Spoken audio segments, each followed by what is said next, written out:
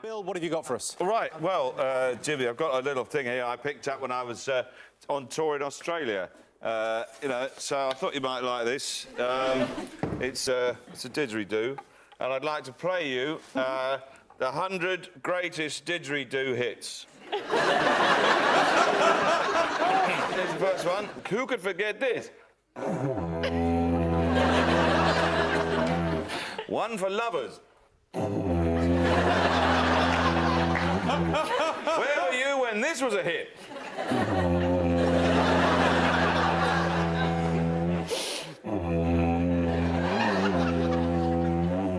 And what about the up-tempo?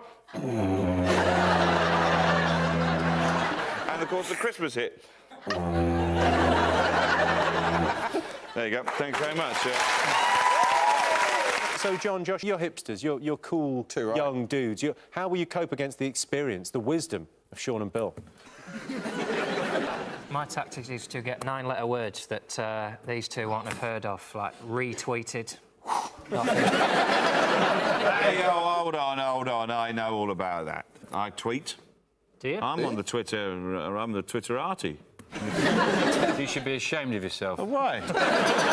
I'm only on there because some bloke went on there pretending to be me, and he was having a much more interesting life. I'll show them. I'll show them. Oh, it's Tuesday. I'm having a Jaffa cake, walking across the room. Sit down and have a Jaffa cake, mate. You'll hurt yourself.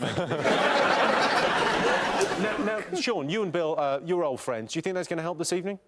Well, yeah, and I also think I deserve some kind of prize for being the first contestant on Countdown to have a friend. I think merits some kind of achievement. And Bill, we are very old friends. We first met, we had the losing garden at the Chelsea Flower Show. Yeah. Back in '84, wasn't it? That's right, yes. One with a corpse in it. Yeah. We go way back, way back. Yeah, before that, we were cellmates in a Thai prison. Sean, how do you think John and Josh can be defeated tonight? Well, I think there's a very good chance that they'll be thrown off course by Josh's voice breaking. I think that's a Bill, have you got a mascot? Yes, I have actually, and this is one of my most treasured possessions. And I didn't really want to bring it at all, but because something might happen to it. But it's a log drum. 100% sure it's not a toaster. It looks. I know it does look like a toaster, doesn't it? I believe this is the thing that has been made for me to play it on. Hang on a minute. This seems really. Well, that's not part of it. That's clearly not. That's a giant's I think cufflink. that's the table we've all got. We've all got one of those, Bill. What, one of these? Yeah, yeah. You've got one of those? Yeah, we've all, Everyone yeah, we've all got everyone's got it. Is that... Yeah, I got one. How come you can't have a clear one? I'm a girl. Oh, you can't have got a girl's one. Fucking hell, they gave me a girl's one.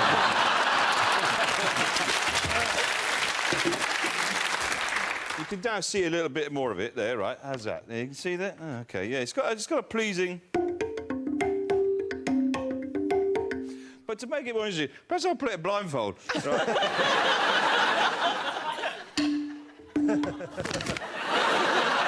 Definitely a great move. No, it's funnier if I don't hold it. Hang on.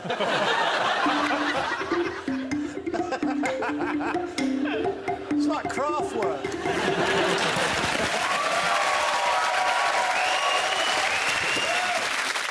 If you've just tuned in, you've gone quite mad. I'll play a bit faster, actually. It's a bit more impressive, isn't it? So you start with a kind of...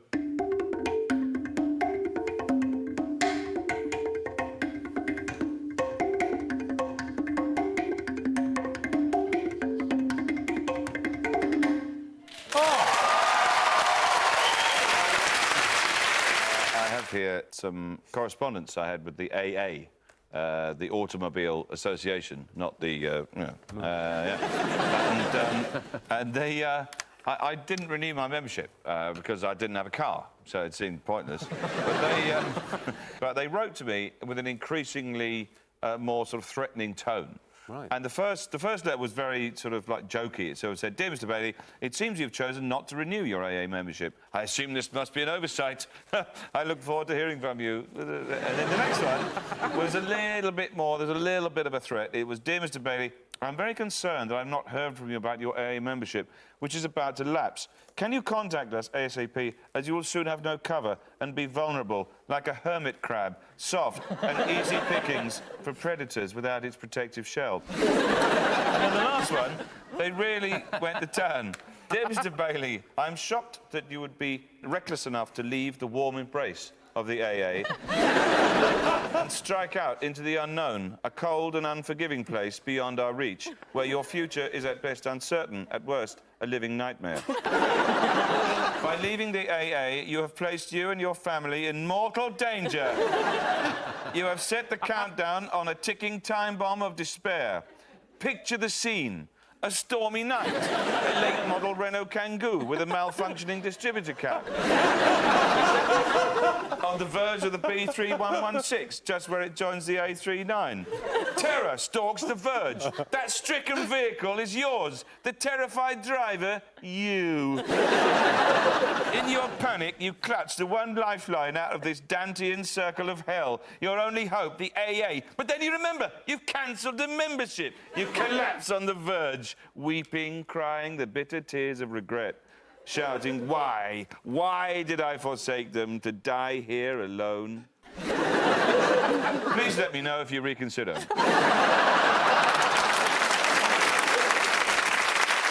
If you could sum up the atmosphere on Countdown with a little tune, how would it go? Right, well, luckily, he provided me with this high-tech piece of... Oh, Christ. This CBeebies keyboard.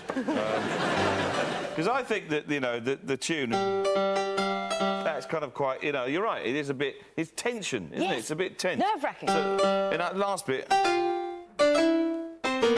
That bit is a bit scary. I would change that to a more lilting Irish theme. Sort of like...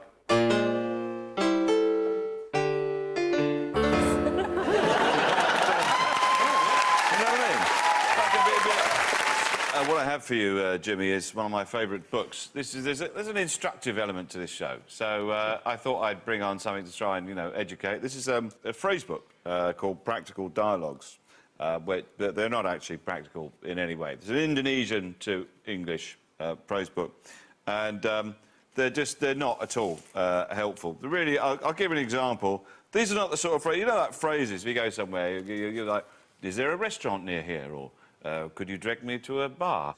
And this is a conversation between two people, and it goes like this. I'm going to see the dentist. Right now? By 5 o'clock. And then, what for? Kind of obvious, really. To have a tooth out. What's the dentist's name? Fadley. Fadley. Maybe a typo, I don't know, but anyway. Fadley. And then this is where it really goes on. He is also an actor, isn't he? Yes, he is. You are lucky. Why? You have handsome dentist. Not qualified, but he's just dabbling. These conversations are more sort of like romantic. They're the kind of conversations, you know, you want to try and get to know someone a bit better. This one's called, do you often dream? What is a dream? Something which one seems to see or experience during sleep. Tell me another definition.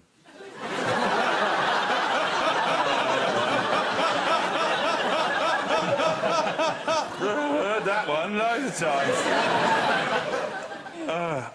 A dream also means mental pictures of the future. Give me an example. Having dreams of wealth and happiness. Do you often dream during sleep? Yes. What did you dream last night? I dreamt I was kissing Sophia Loren. The theme of the night is instruction, education. I just want to run through the difference between the different keys, you know, because since the 1960s, pop music is now more and more in the minor key. It used to be jolly. It used to be very happy and jolly, but now most pop music is in the minor key. And it's slower than it used to be. We favour slow ballads in the minor key, like Adele is the classic example. Her ballads very slow and in the minor key. I wrote a song for Adele called You Left Me, but I'm not going to go on about it.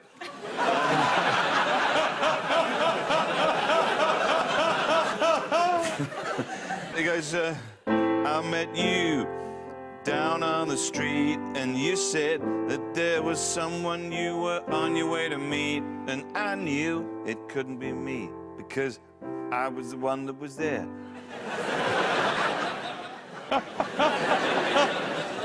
I stood for many hours crying outside your door, singing why, why, why, why, why, why, why, why, why, why, why, why, why, why, why did you leave? Why did you leave me?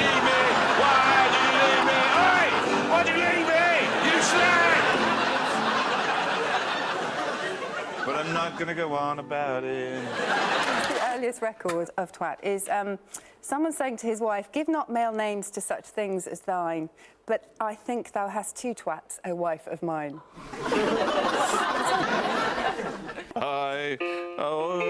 I've got two twats, yes I have, yes I have. that old country's fair song. They'd stand outside pubs saying how many twats they had. Twat braggers, they were known as. Twat braggers. I've got more twats than you. I've got more twats than you. Twats than you. Twats than you. I've got more twats than you. Oh!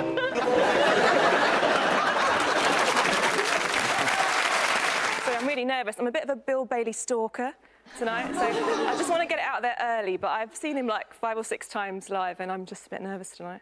OK. Just I've got a few maths problems I need to go through. You've got a bit of a crush on Bill? Well, I'm just more love, you know. There was a headline once that I'm Signal. Oh my God, you've got it so bad.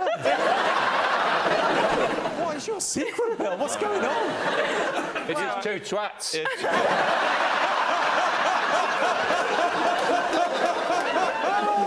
Of course it is. Got grade 6 clarinet. I mean, I think if Rachel was found peering into your kitchen window, you would still be the one that got arrested. That's a very good point, yeah. OK, time to go across to Dictionary Corner. Bill, what have you got for us this time? well, Jimmy, I've been recently travelling in Indonesia. All right. And, you know, I like to try and pick up a little bit of the language. So I bought this book. It's called Practical Dialogues. And it's supposed to be helpful little conversation starters. But the trouble is they're not actually that practical in terms of conversation starters because they do require the other person to join in a very specific way. I'll give an example. These are all genuine. Let me show you this one. I quite like this one. Which way up is the pen going? Here we go. Tell me about plasma. And then the other person has to say, plasma is a clear yellowish fluid in which the blood cells are carried. And you say, oh, what is blood? And then they tell you, they say, it is a red liquid flowing throughout the body. And then they say, what happens if a man's heart stops beating? He dies. Anyway, cheerio. This one is, it burns. What does fire do? It burns. What catches fire easily? Paper, hair, cotton. Have you insured your house against fire? Yes, I have. What is a fire alarm? An apparatus for making know the outbreak of fire. Is fire destructive? When fire is angry, it can destroy. Cheerio. One more. OK, this is my favourite.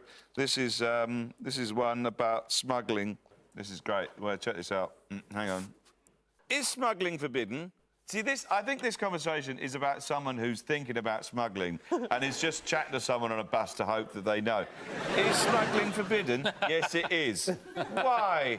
It gets goods secretly and illegally. What do you call a person who smuggles? A smugglers. There are many smugglers in the world, aren't there? Yes, there are. What would happen if I smuggle opium into Malaysia? You would be hanged.